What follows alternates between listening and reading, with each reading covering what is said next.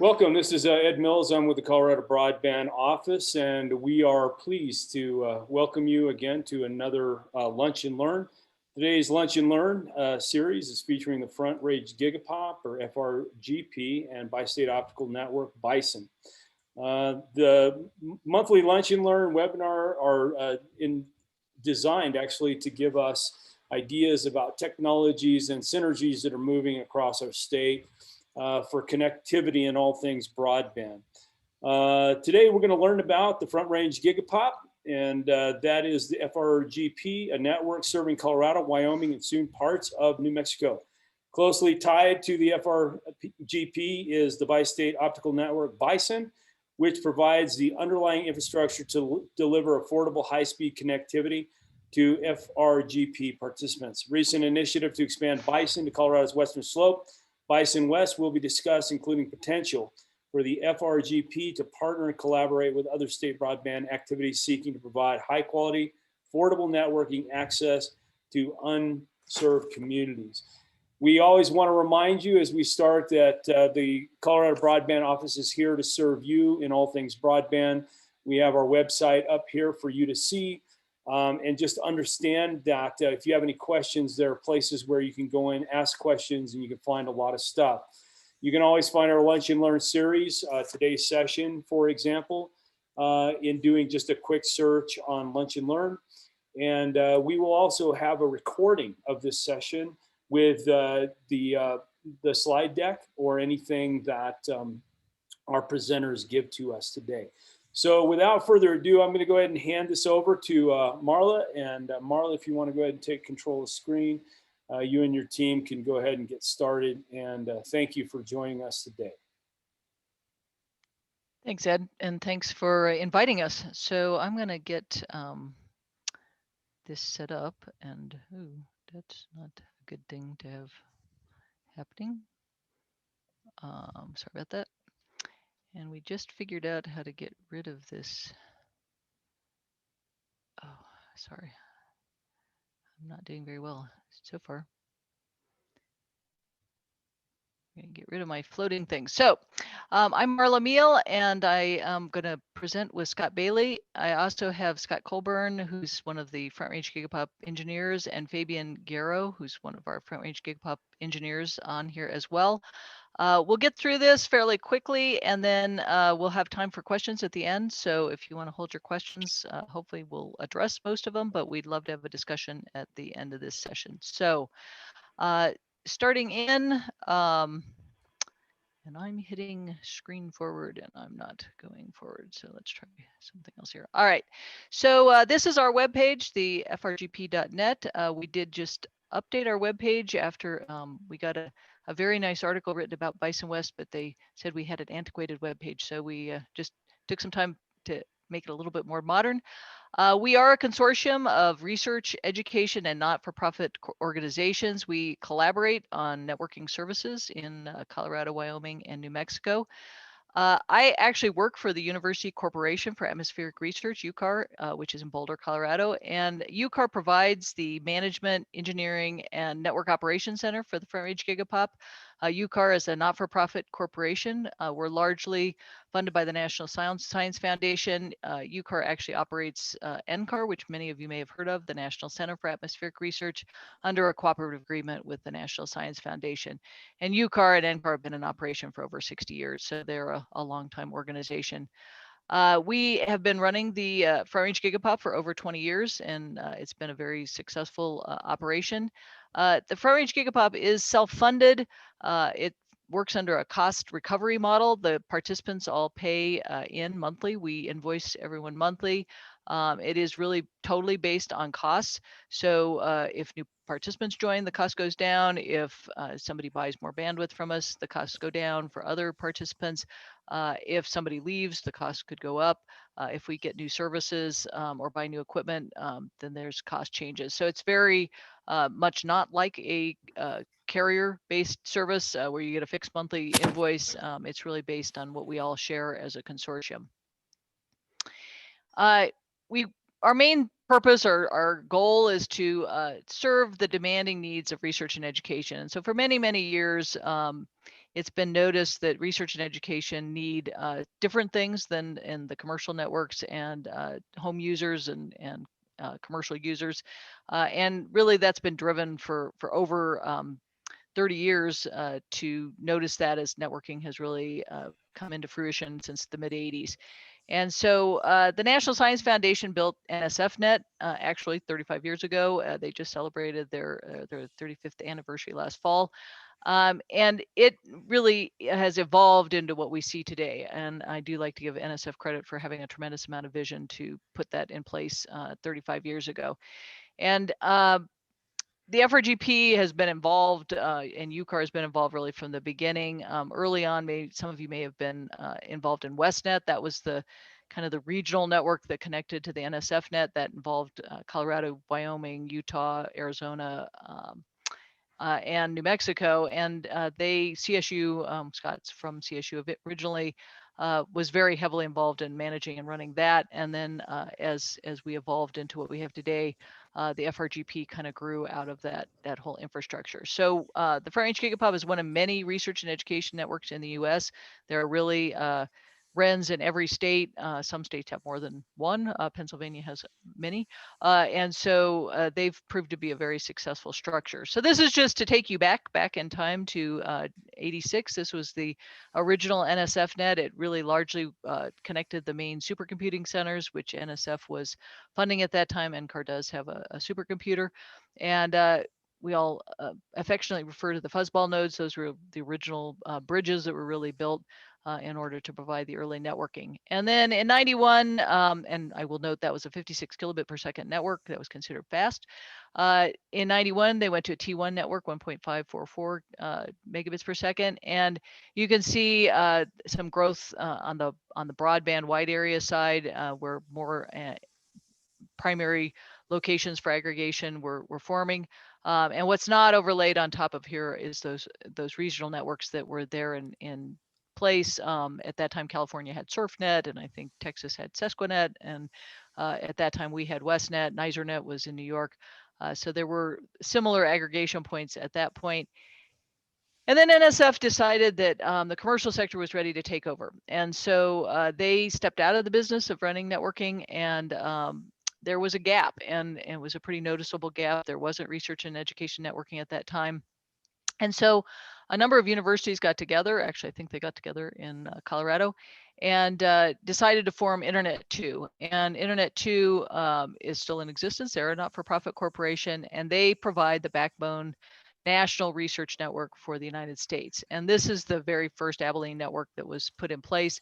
Again, the regionals were put in place, and that's really when the FRGP was asked, UCAR was asked to step up and build a regional for us. And I always like to point out, if you overlay a map of railroad tracks on top of this map, most wide area fiber in the United States often travels along the railroad tracks. And so you'll see that the pattern stays very solid where fiber optics are in the wide area. And Abilene was actually a town in Kansas City that was a railroad hub, and that was why Abilene got named Abilene.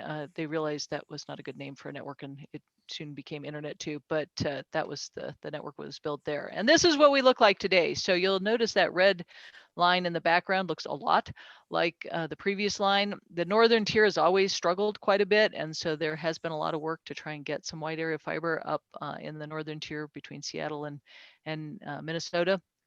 And so that is the Internet 2 network. They're actually in the process of upgrading their network right now. Their next generation internet is well in place. They're putting CenturyLink's put brand new fiber in. This is a CenturyLink level 3 underlaying network.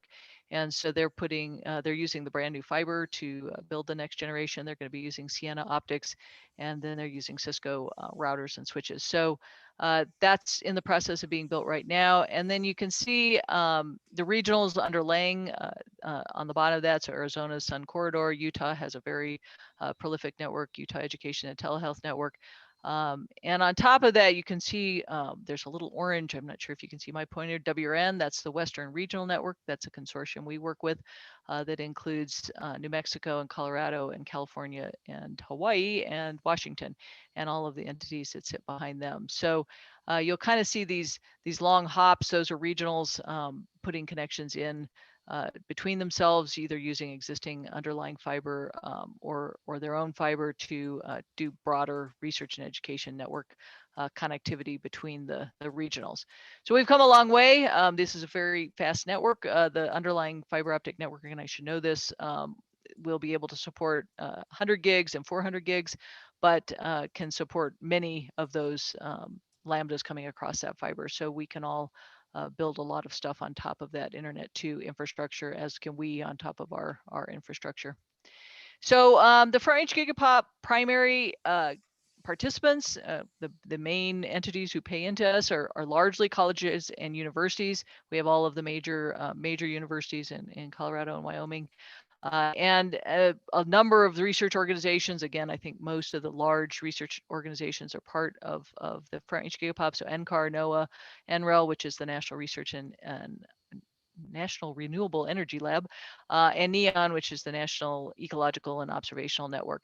We're working with the U.S. Antarctic Program to connect in, and we do have pieces of USGS connected as well. We are working with them to expand that. We have the government agencies, state of Colorado, state of Wyoming, and city and county of Boulder are both participants, are all participants of our organization. And then we have what we call secondary participants, which come in behind one of the primaries. They don't directly pay us. They don't have direct access to our resources as far as engineers, but they get all of the services coming in behind one of the primaries. So a number of cities, counties, school districts come in. For example, Colorado State brings a number of entities in behind them. EagleNet, which some of you may remember was the BTOP NTIA grant that was funded a few years ago, is now managed and owned, although the assets are owned by Zayo. They aggregate entities behind them. A number of school districts, Fort Lewis College, for example, come in behind them. And then Education Networks of America is a for-profit, but they bring in EC BOCES and NE BOCES behind them. And then SHPC brings in WICHE and NCHEMS. WICHE is the Western Higher Education and Governors Groups, and so they're in Boulder, and they come in. So those are some examples of entities that bring some secondaries in behind them. We really, as I said, focus on supporting the local research and education communities to Colorado and to Wyoming. And we work hard to interconnect them so that they can keep what we like to say is traffic that is within the FRGP stays in the FRGP. So if CU Boulder is talking to CSU Pueblo, that traffic stays local and doesn't have to go out on an external network. There have often been questions about how we bring in new FRGP participants. So each FRGP participant is reviewed and approved by our Front Range GigaPoP Management Committee. All of the voting members, we have 11 voting members that meet and discuss whether it's a good fit and whether they meet the qualifications of being not-for-profit or government organizations. And then the UCAR CIO gives final approval, since UCAR is responsible for managing the Front Range GigaPoP. And UCAR does only serve non-commercial partners. We, as a federally funded organization, do not provide services to commercial entities. And you may ask, isn't Zayo and ENA a commercial company? Those are. We have clauses in their language, and in fact, the managers of USAP are the same, that say they can only send us their research and education traffic. They have to be able to call off their commercial traffic. And then we verify that actually every 6 months that that's the traffic that's coming to us. And we also approve secondary connectors through the Front Range GigaPoP Management Committee. That's really just to absolutely verify that, again, they're not commercial and that they fit within our mission and our entity. The FRGP strategy, we just recently have been working with Navajo Tech University on a National Science Foundation grant. And so we have eked into New Mexico. Largely New Mexico is served by the Albuquerque GigaPoP. There were some reasons that it made sense for New Mexico, in that case, Navajo Tech, to come to us. We do partner with New Mexico on the Western Regional Network. We do, as I said, partner with other entities as we're looking for new participants to see if we can do some of that further aggregation of cities, counties, school districts. We've been working with Jeff on. We work quite closely with CDOT and others to solve problems and see if we can get others connected. as Scott's going to talk about a little bit later, we do look at local, state, and federal funding and partner and partnerships as appropriate. We don't actively get a lot of local, state, or federal funding for day-to-day management of the Front Range GigaPoP. But if we want to expand or upgrade or do something larger, we do look at some of that funding. For example, we did a fairly large upgrade to the BiSON network a few years ago and got NSF funding to help do that. And so we kind of keep an eye on that and see what fits and what doesn't fit. And we, attempt to provide technical and financial value add to the participants. And so we hope that by using us, you get better services, you get faster services, you get more services, and you also get cost-effective services. And our engineers are there then to work with you and partner. And I guess I'll also note that we get as much from this partnership as anybody. UCAR is one of the participants. We use the network, and we can reach out to the engineers in our community, and that's very, very helpful. Especially, it's been incredibly valuable during COVID to have each of us sharing what we're doing, what we're learning, what works, what doesn't work, those kind of things. So it's really a great collaboration and consortium. And then we do peer with a number of commercial and municipal networks. And the goal there is that traffic that's destined to or from FRGP users and FRGP participants can come off of those networks onto our network and from our network onto those networks to keep, again, that traffic as local as possible and hopefully get things as efficient as possible. So, for example, we peer with Google. We have Netflix caches. We also peer with Energy Science Network. So we have a number of organizations we're working with on that. And so, as I said, we hope at the end of the day, you see reduced costs for the level of services. And I will note, we don't go head to head with commercial services. If all you want is commercial services, you can probably go buy a single path to a CenturyLink or a Zayo for less than you will pay us, but you won't get the shared expertise and you won't get the breadth of services that we provide you. We also have a number of contracts that we get through the consortium of research and education networks called the Quilt, which allow you to purchase things off of their contracts, which is quite a cost savings in most cases. And then we work as much as possible to keep the traffic efficient and optimized between the participants and out to the various services.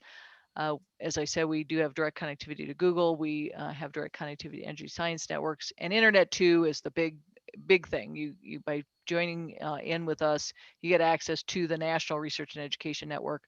And we do provide 2 commodity internet services at 100 gigs that is shared. So we have Telia and we have CenturyLink Lumen.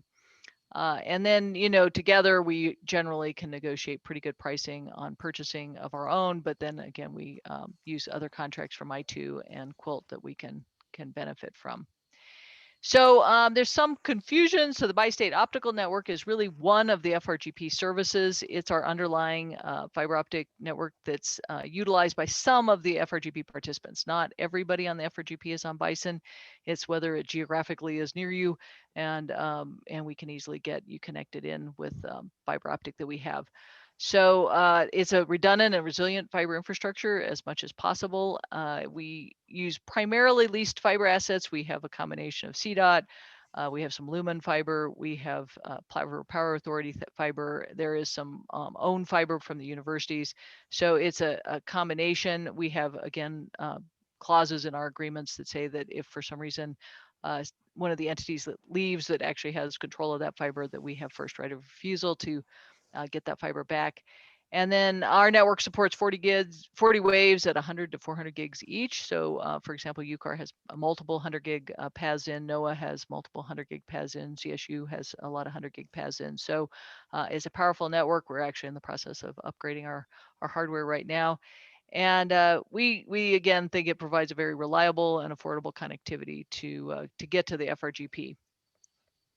So this is a high-level map of BiSON. So you can see that really everything hubs in Denver. We have 3 co-location facilities in Denver at 910 15th, 1850 Pearl, and 1200 Larimer, which is on CU Denver's campus. We have CDOT fiber out to Idaho Springs. We just connected a Colorado School of Mines mine that allows them to do research over fiber. We have what we call the Golden Ring, which actually connects Jefferson County School Districts, NREL, and School of Mines. We have multiple paths into Boulder where we pick up a number of entities in Boulder. Longmont doesn't show up in here, but we do have a node in Longmont. Laramie picks up the University of Wyoming, and then Cheyenne is where the NCAR Wyoming Supercomputing Center is. So we pick up Cheyenne, and you can see there's resiliency there. So we have rings here. We have a ring out to Golden. This is a CDOT path going south, picking up number 4 entities in Colorado Springs and CSU Pueblo. This is CDOT fiber that's a single point of failure. We actually have a backup right now with CCOM, but we are working to actually try and make that a full ring and try and get fiber optics in there to make that more resilient than it is. So with that, I'm going to hand this over to Scott to talk about our BiSON-West project. So Scott. Thanks, Marla.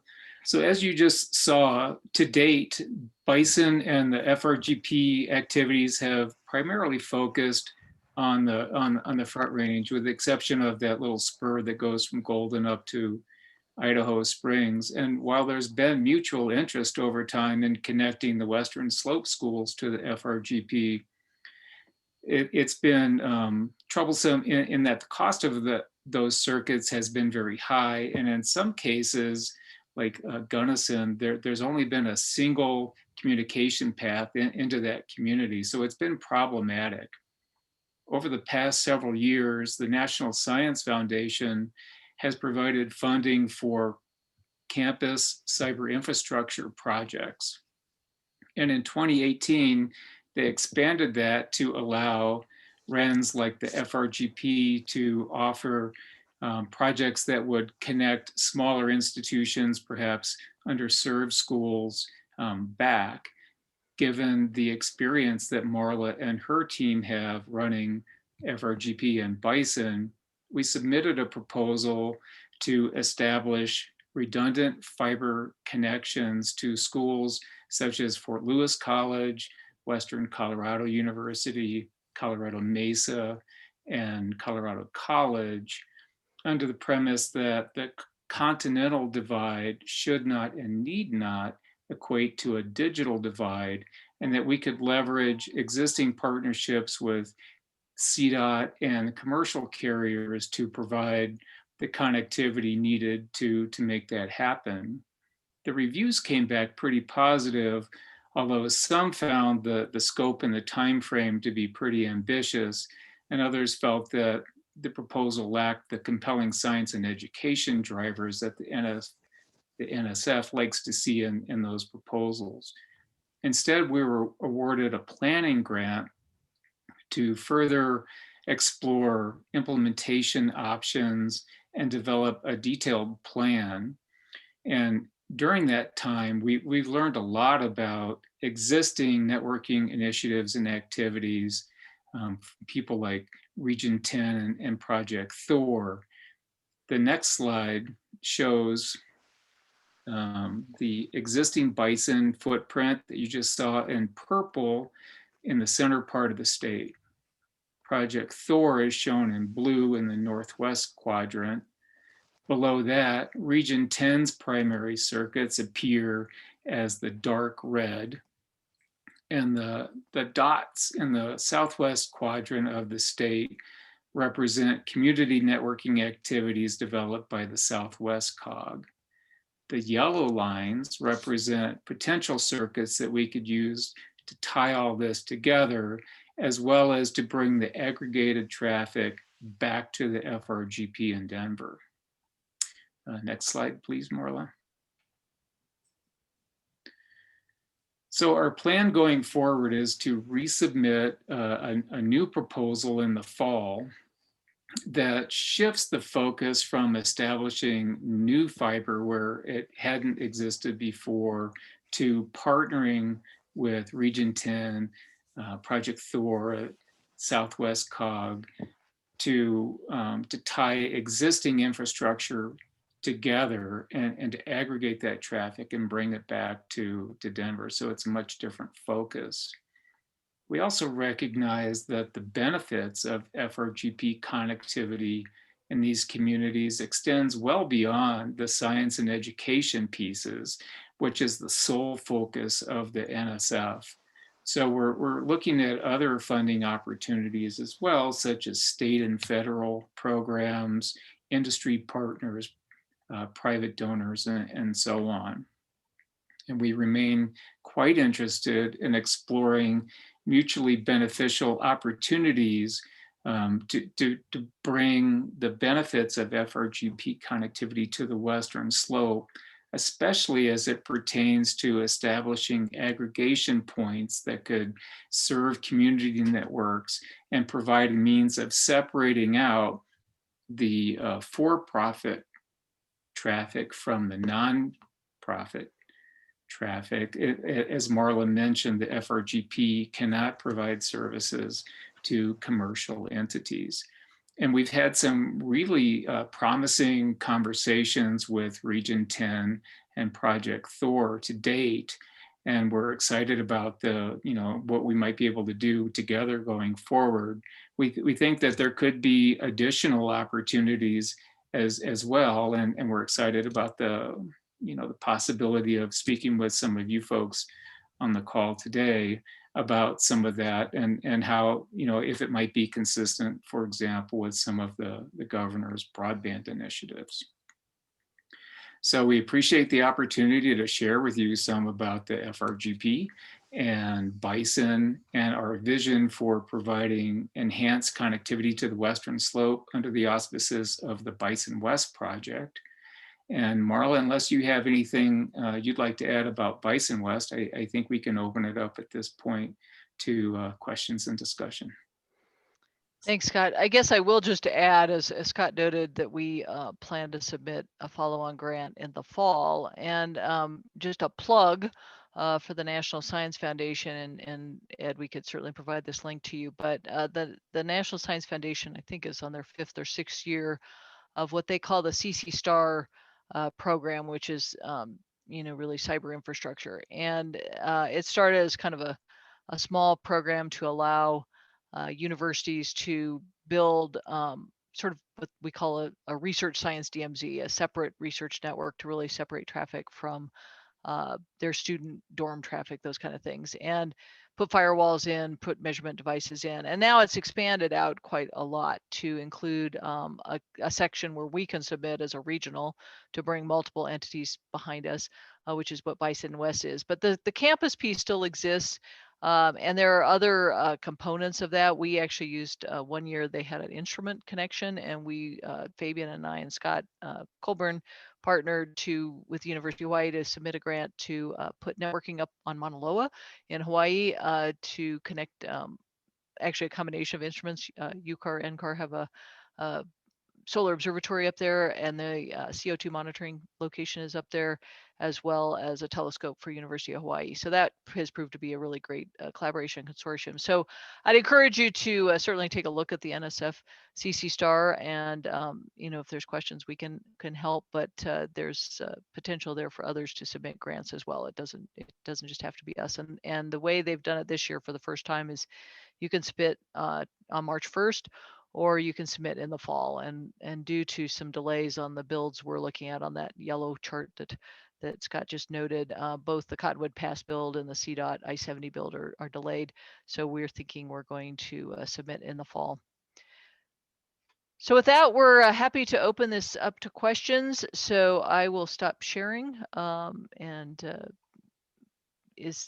questions, discussion? Yeah, Marla, let me go ahead and open it up. So if you have your questions or comments for either Marla or Scott, but Scott, you mentioned the need for community aggregators to separate commercial, nonprofit traffic. Can you elaborate on that requirement? Sure. So primarily what we've seen in the past is a primary FRGP participant can aggregate traffic behind them for smaller entities. And examples of that might be school districts, cities, counties, and so on. And there's a couple drivers for doing that. One is to, again, separate out the nonprofit traffic from the rest. The main reason there being that the FRGP cannot provide services to commercial entities. So that would mean that the aggregator would have to have either a router capable of splitting that traffic out, or some other means of shunting that for-profit traffic out. The second driver of at least as much importance would be to provide a means for these other public sector entities to to have the same connectivity and reap the same benefits of FRGP connectivity, when on their own they wouldn't necessarily be able to afford the cost of being a full participant. And I will just note that the FRGP, you have to buy a minimum of 1 gig from us, port size. And so, as Scott noted, for small entities, that often isn't necessarily cost effective. Our cost model is pretty good, but it may or may not work out. But if they can share that cost, which has proved to be a really great model with EagleNet and Zayo, then it becomes quite cost effective to, say, have a single 10 that gets divided out amongst a number of participants. Thank you. Other Ralph? questions for Marla or Scott? Just putting a hand up here. There it is. I'm Ralph Brown. I'm retired as CTO of Cable Labs after 15 years as CTO there just a little over a year ago. Was interested, can you share anything more about your plans for the BiSON-West builds that you were talking about? Well, as far as builds, I don't think initially we had kind of elaborate plans for builds, and what we realized is Lumen has put in fiber optics over Cottonwood Pass Okay. that would allow us to. We've been in ongoing discussions with them about either dark fiber pair or a lit circuit, and so we are continuing to track that. They are delayed. We get different stories, but the last thing I heard is that they didn't finish their splicing, and that until the snow ceases to fly, they won't be finishing their splicing. So they're looking at sometime this summer to complete that build. And so we would utilize an existing path with CenturyLink. And I have worked pretty hard with CenturyLink to help them understand the value of regional networking and why it would be good to make that pricing fairly competitive. And then the CDOT fiber on I-70, both UCAR have a contract with CDOT, and Nate, and I think Nate's on here, also has a relationship with CDOT. So either one of us could buy that pair. I think Nate's been in discussions with CDOT about that. We've been in discussions with CDOT about that. Either way, one of us will pick that path up from Glenwood Springs to Grand Junction, and that will allow us to tie into both Thor's network and tie into Region 10's network. And so that would fill that gap and allow Region 10 to get to Thor, and Thor to get, maybe a backdoor out through this other path. The other piece that was down there in the south is actually, I believe, and Scott Colburn and Fabian and others can correct me, is Arcadian fiber build. Arcadian is a startup, I guess you'd call them, that's doing quite a lot of fiber builds out in the Southwest. They're doing quite a lot in New Mexico and Arizona, and we've been in conversations with them not only about this project but other projects. And they actually have a pretty aggressive schedule to do that build down in the South. And so we have had a conversation with them about, again, buying a pair of fiber on that path. So that would be that gap in there in order to make that connection. So those are the three we're working on.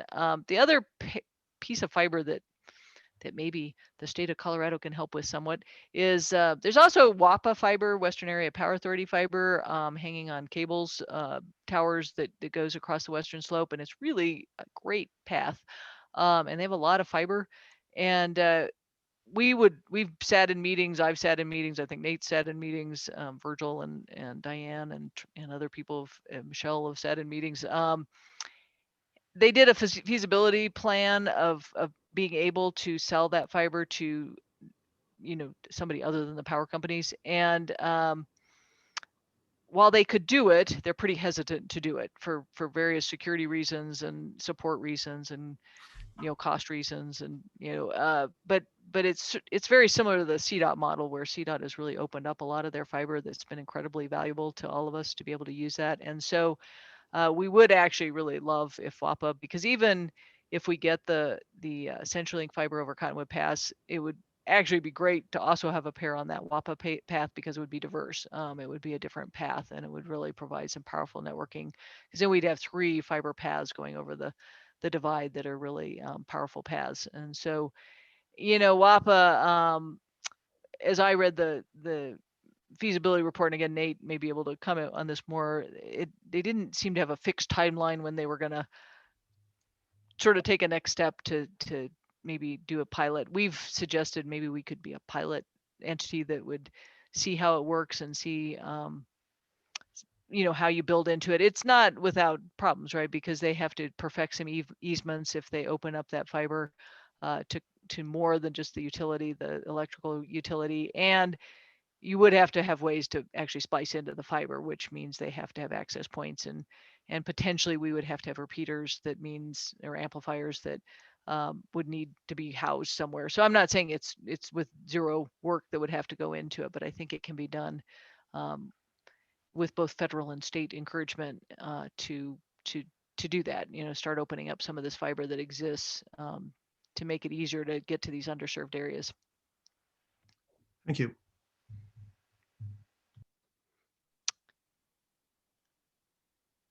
We've got some comments coming in here. First of all, Scott says that Nate Wallowitz has a cool story about using WAPA fiber on an emergency basis. So we'll actually invite Nate to get his thoughts together and see if he wants to answer that. But in the meantime, in the chat, we have a question from Craig. So Marla and Scott, if you could look at that and be ready after Nate to answer that question. Nate? Hey, here I am. Good afternoon, everybody. I'm Nate Wallowitz. I'm the Regional Broadband Director for the Northwest Colorado Council of Governments. I'm the tech innovator who came up with the concept to name a fiber project, Project Thor. We're a middle mile aggregated network of both leased fiber and also lit dark fiber, and we provide services to underserved communities in Northwest Colorado on an open access middle mile basis. One of our communities that we serve is the town of Granby, we have a connection. We have multiple fiber connections in and out of Granby. And Estes Park picked up the phone during the Cameron Peak fire and asked if we could help them find a redundant path to ensure that 911 calls and emergency communications could continue if their front side fiber path that goes out to Fort Collins was burned over by the fire. We looked at this, we worked with them. PRPA came together with us, as did WAPA, Northern Water, and CenturyLink. And so we put together a solution, and WAPA agreed on a temporary emergency basis to allow us to splice into their fiber. And so we were able to provide a resilient connection from Granby. We moved the traffic back to Denver, down to 910 Telecom, where the Front Range GigaPoP is. The folks in Fort Collins, the connection, Fort Collins connection also has a fiber connection in at 910, and so we were able to create a quickly thrown up fiber loop to make a backup connection. We are working with WAPA, Platte River Power Authority, Estes Park, Grand County, CenturyLink. We're all, and of course the Colorado Broadband Office is involved, as well as the Department of Local Affairs from the state.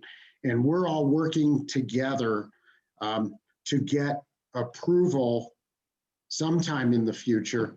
Let's let Washington settle down a little bit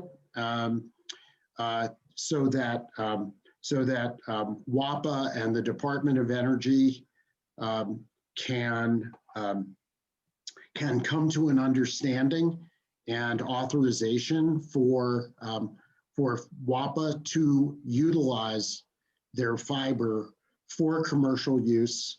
Bonneville Power, there's a report out there that WAPA and Bonneville Power put out about fiber use for rural broadband, and it's available on either the WAPA site or the Department of Energy site, so you can go take a look for yourself.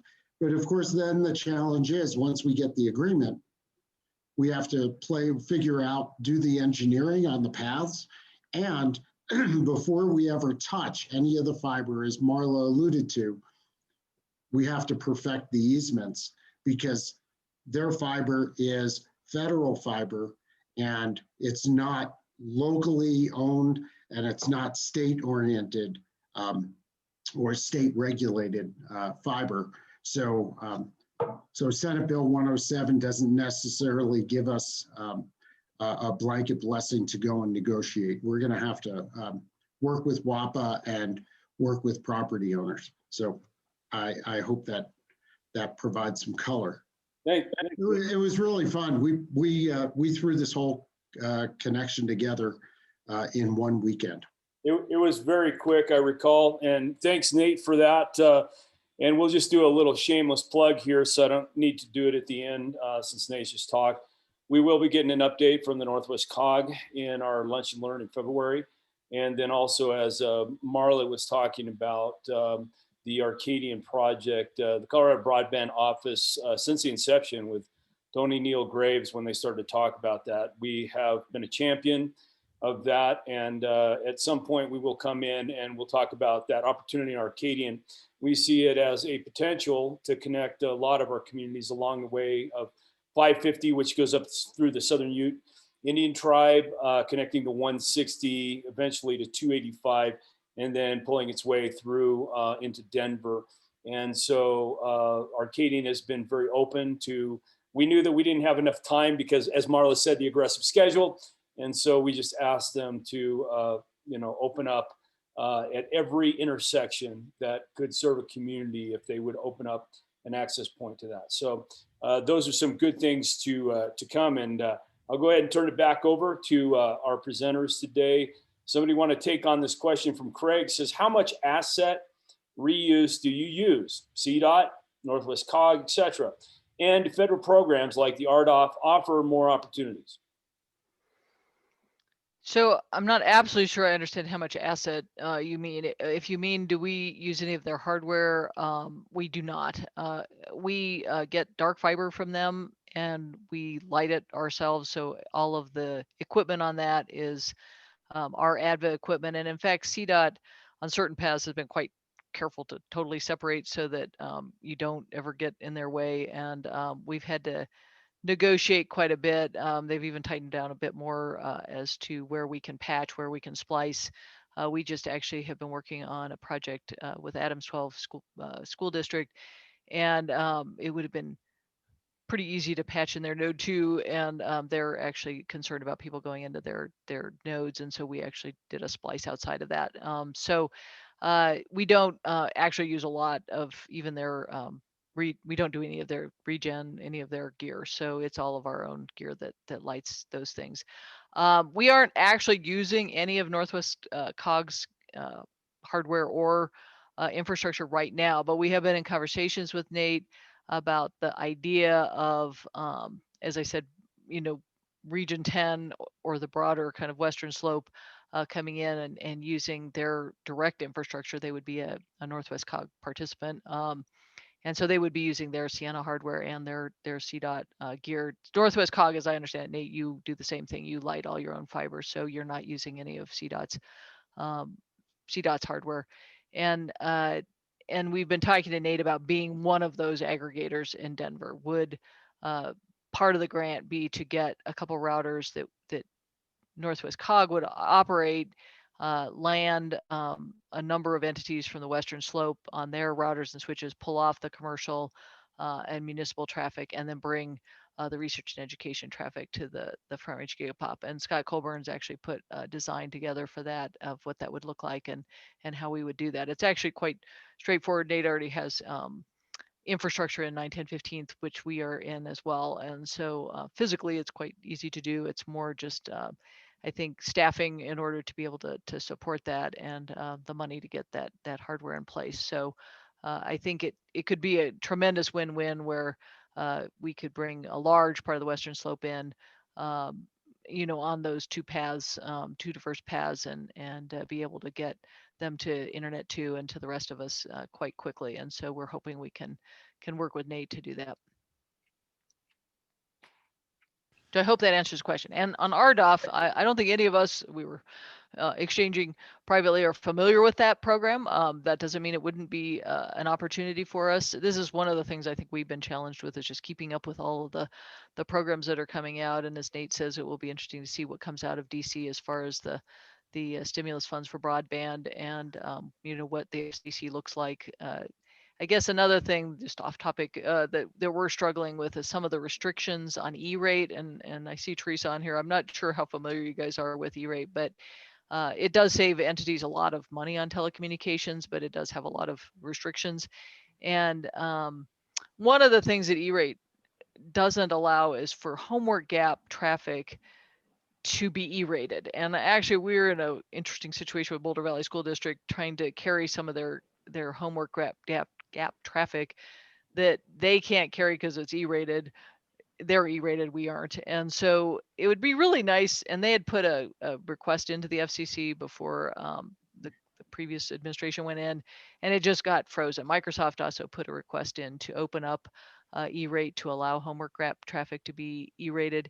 And so that would be a really great, simple change in the E-rate rules that would really open up trying to equal the playing field for a lot of these kids that are at home and don't have equal access. And if we could get them better access and be able to carry it over the same paths, we carry other things over that are E-rated, that would really make things a lot simpler. So that we're hoping the new FCC looks at that and changes that rule, but that's something that if we could push, fairly hard to get that done, that would help. And the easements is the other piece. I think, if Colorado or the federal level could, again, soften that easement rule so that maybe the federal fiber doesn't have to perfect all the easements, that would really speed things up and accelerate things so that federal fiber could be used more quickly.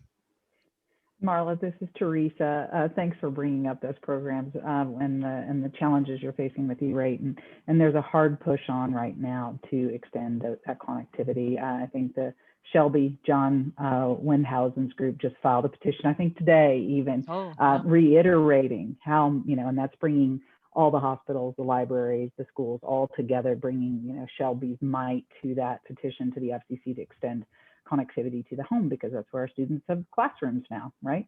And so, Phil Weiser filed an emergency petition this July, I believe, asking the FCC to modernize that connectivity too. So agreed. You want to jump in on any of those? We definitely want Front Range GigaPoP behind us on all those petitions with the FCC. But I think there's a real challenge right now, because there's a lot of money flowing into the schools to get that connectivity to the home, and it's all going kind of in a commercial, at profit, right? It'd be nice to have that connectivity being provided by a nonprofit that, is getting them connectivity to Internet too as well. So I'm offering myself up to chat with you guys about all of the federal programs to see what would fit. Some are very constrained, obviously, and would not be a good fit for FRGP, but some might. So let's make sure we put some time on the calendar to talk about that. Well, and that would be great. And I guess while Teresa's talking, she and I sit on another group, and Fabian sits there as well. When COVID first started, the Western governors got together and created the Western Governors Pact. And underneath that, the various regionals and libraries, and we haven't gotten to the discussion of what we call community anchor institutions have gotten together to talk about what, and we meet on a monthly basis just to talk about what each state is doing from the broadband and network point of view, what kind of state funding there is, how's that being applied, how did the CARES Act funding get distributed in various states, you know, how much went to libraries, how much went to other organizations. And so that's been an interesting group to sit on and see what Oregon and Nevada and Washington and California and other entities are doing with their funds and who's funding what. And you think it'd be consistent, but it isn't particularly consistent. And so that's been really fascinating. But when we talk about community anchored institutions, it's really those libraries and schools and museums and entities that can help build that community. But more and more, it's becoming that they're well connected networking wise, so that for students who don't necessarily have good connectivity home, they have somewhere to go where they can get at least some level of connectivity that is at par with their their competitors, right? I mean, these students are competing with each other, and there's a great project going on in Michigan called the Michigan Moonshot, where they're really working to try and get broadband out to all of the rural underserved areas. And there's a really great video about, you know, these kids driving to McDonald's in order to, you know, sit in the parking lot and get wireless, and, you know, driving to coffee shops to get wireless. And in some sense, those entities have now become, fortunately or unfortunately, community anchor institutions. But the better we can arm our libraries with good networking and a good connectivity out, then at least if we can't get it to the home, we can get it to those community anchored institutions, which is really, again, what Nate and Virgil and the Southwest COG are working on doing. So Teresa, it'd be great to get together. So you've got probably the busiest schedule. So if you want to shoot us a couple times that would work for you, we'll get that put together. So we've got roughly about 8 minutes, and again, we want if you have a question, go ahead and get ready to give us that question. But I would like, if we don't have anything else, either Scott or Marla, if we don't have another question, maybe you could close us out by just telling us a little bit about, you know, going forward, what is your growth strategy, and how can anyone that's on the call help to expand that in other regions of Colorado? So while you think about that, let's go ahead and see if we've got any other questions. Hey there, this is Alex Kelly. Can you hear me? Go ahead, Yep. Alex. We can hear you. This is probably a for-profit question, and maybe for Nate and the CBO. I work for an engineering firm called HNTB. I've been in broadband design and deployment for 35 years or so now. So it's kind of in my blood, and I'm trying to convince my firm to get deeper into design build projects or whatever is a pressing need. And this may be what you just mentioned in terms of pressing needs. It sounds like the Front Range GigaPoP and BiSON are peopled with engineers, but I know that with COVID, there's a new drive to deploy broadband, and we're certainly into that. And I've been watching with interest as Project Thor deployed. But for for-profit companies that generally build broadband infrastructure for transit or aviation or other big projects of that type, LA Metro, RTD, entities like that, do you see any pressing needs that would require the services of an engineering firm? Whether it's strategic planning, needs analysis, grant application, any of that type of thing. Thank you. It's been a great presentation. Thanks, Alex. Well, you know, from the FRGP point of view, generally we're not in the business of building fiber. That's not something we are scaled or scoped to do. We depend a lot on places like Arcadian and CDOT, you know, to be looking at getting that fiber in. You know, I think CDOT, you know, some years ago when they opened the roads, they put fiber in. And again, I think, Teresa, there's a lot of legislation kind of going around talking about that. And again, I think that can be a really powerful thing. To anytime you open a road, you put conduit and fiber in, and some part of that ideally would be set aside for research and education or not-for-profit kind of organizations, which is kind of what, you know, the BTOP NTIA grant at some level was, right? You know, you put the fiber in and then some of that was offered up in reverse to the commercial sector. You know, I think a lot of cities and counties are doing that as well. So Alex, I would expect, I mean, I know the city of Boulder is working on their municipal network, and we've sat on a couple panels with them about needs, requirements, that kind of thing. I think they're looking at a public-private partnership. You know, we just talked to the city of Longmont, next slide, and, you know, they've done quite a lot of building, but I assume they continue to build out as growth occurs. I think Fort Collins is working on their municipal network. You know, I would think there's a huge market in the municipal network sector to help them with the design and feasibility. And I know Boulder hired a company to do a feasibility study and look at the different scenarios of build it yourself and own it yourself versus, you know, public-private partnership versus full public owned or private owned. And so I think that we lean heavily on those communities that they're going to build fiber out, and that we can hopefully get to it. Of course, our piece is always that we can get to it at a reasonable cost. And so I think that's where, you know, it gets tough if the prices are really outrageous, that it's difficult to be able to get either a lit circuit or a dark circuit. In many cases, we prefer, you know, that dark fiber. So that's the piece that I think we've struggled a little bit with. So, you know, from the Front Range GigaPoP point of view, I mean, I think Nate would be happy to talk to you as well about what they're working on from a larger community network that they're involved with.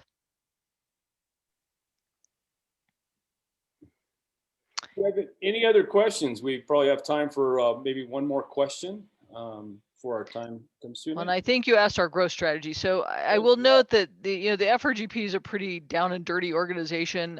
We're managed by UCAR. You know, our primary mission at NCAR UCAR is scientific research in the atmospheric and related sciences. And so you may ponder why we run a big network. And so we don't actively, we're not like a lot of the regionals where we're a standalone not-for-profit. We have a marketing arm and, you know, swag and, you know, glitzy meetings. We're a very cost-effective organization. And so we don't actively go out looking for new membership and new participation. It's usually word of mouth. It's people coming to us from meetings like this, or, you know, somebody talks to Nate and they come talk to us. And so, you know, certainly we encourage you, if you think there's a fit, there's interest, or you're talking to somebody and you think there's a fit and there's interest, we're always happy to chit chat with people. Again, I said I was talking to Ames Community College. I think they were talking to somebody else and thought, oh, you know, the FRGP, that may be something that works for us. And so then we talk about what the best partnership is. And so we don't actively engage in a marketing platform, but we do certainly you know, have calls on a regular basis with people that have heard about us and want to talk about the possibilities. Excellent. So one of the reasons why we had this presentation, we'll have other presentations from Northwest Cog and others. We want to make sure that where synergies don't exist already, that we have the ability to come together and reason together. And I think Marla, I think it was actually you and Scott that had talked about, you know, how can we see the other maps and participants in the state. And so we want to, from the Colorado Broadband Office, we want to make a concerted effort to make sure that we're all connected and we're all talking and we're all working toward the same goal, which is to build a robust fiber infrastructure, or at least access one wherever we can, and work together. So we appreciate your time today and explaining. As Marla and Scott put up their contact information, please do not hesitate to reach out to them. If for some reason you didn't catch that, you can email either myself or our office of the Colorado Broadband Office. We will also have this presentation will be video on demand. We'll have that up in about 2 or 3 days. And it sounds like somebody may need to say something. I'm sorry, this is Alex again. Unfortunately, I had to run talk to an inspector, so I missed that, but I'll look at the recorded session. And Nate, I got your message, so thank you so much for responding. All right. Well, anyway, we appreciate your time. We know that you're all busy, And again, we will provide this opportunity video on demand, and we will have other conversations as we all kind of reason together and figure out how we can get all of Colorado not only connected, but have redundant paths. And so thank you for your time from the Colorado Broadband Office. We thank you. And we look forward to seeing you next month when we look at Project Thor. Thank you so much. Thanks for your time. Thanks.